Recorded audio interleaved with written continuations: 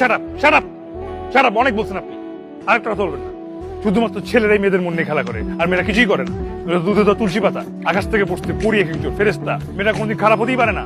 আপনি জানেন একটা ছেলের একটা মেয়ের পিছনে ঘুরতে ঘুরতে তার সোল ক্ষয় হয়ে যায়। একটা মেয়েকে ইমপ্রেস করা কত ডিফিকাল্ট। তারপর যখন একটা মেয়ে রাজি হয়ে যায়, সেই দিন থেকে একটা ছেলে আরো প্রেসারে পড়ে যায়। এরপর থেকে সেটা যদি দেখা করতে আসে, প্রতিদিন দেখা করতেই হবে। যখন দেখা করতে আসে তখন প্রতিবার কি ব্যাপার, তুমি রোজ রোজ একই শার্ট পরে আসছো, তোমার কি আর শার্ট নাই? হ্যাঁ, জুতা কি তোমার একটাই? আর জিন্স তো তোমার জিন্স তো পুরো ফেড হয়ে গেছে। তাহলে বেকার ছেলে কারণ কাপড় কেনার জন্য এই বয়সে বাবার কাছে হাত পাতবে, সেটা করতে পারে না। কি করতে হবে? একমাত্র উপায় হচ্ছে কি, ফ্রেন্ডস সার্কেলের কাছ থেকে ধার করে কাপড় পরা কতটা লজ্জার বিষয় আপনি জানেন? তারপর গার্লফ্রেন্ড ফোন দিয়ে বলবে, আসো তোমাকে আজকে আমি ফুচকা খাওয়াবো।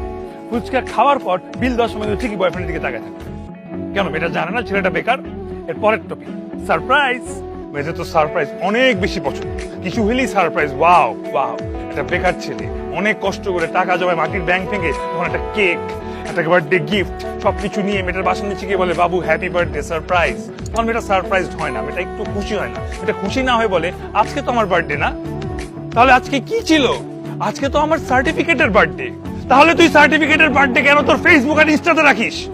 এখানেই শেষ না তো, বুকটারও বেশি ফাটে কখন জানেন? যখন বলে, বেবি ভালো হইছে, আমার তো আজকে না বার্থডে, আমার রিয়েল বার্থডে 2 দিন পরে। তখন কিন্তু তোমার ট্রিট দিতে হবে। আমার সব বান্ধবীদের আমি দাওয়াত দিছি। আরে একটা বেকার ছেলে, ও আবার ট্রিট দিবে যখন একটা ছেলে চাকরি পায় না। চাকরির পিছনে পাবে কিভাবে সে ছেলেটা? কারণ সারাদিন তো তার সময় পার হয়ে যায় মেয়েটাকে সময় দিতে দিতে অনেক কষ্ট করে। যখন মামা চাচা কারো হাত ধরে একটা চাকরি ইন্টারভিউ ম্যানেজ করে, ঠিক সেদিনই মেয়েটা বলবে, আজকে বাবু আমার খুব মন খারাপ, সারা কি তুমি আমার সঙ্গে একটু ফোনে কথা বলতে পারবা? একটা দায়িত্ববান বয়ফ্রেন্ড হিসেবে সারা রাত ফোনে কথা বলতে বলতে পরের দিন ইন্টারভিউ দেওয়ার সময় উঠতেই পারে না ফোন থেকে, বা ইন্টারভিউ দিলেও কোনোভাবে টেকার উপায় থাকে না।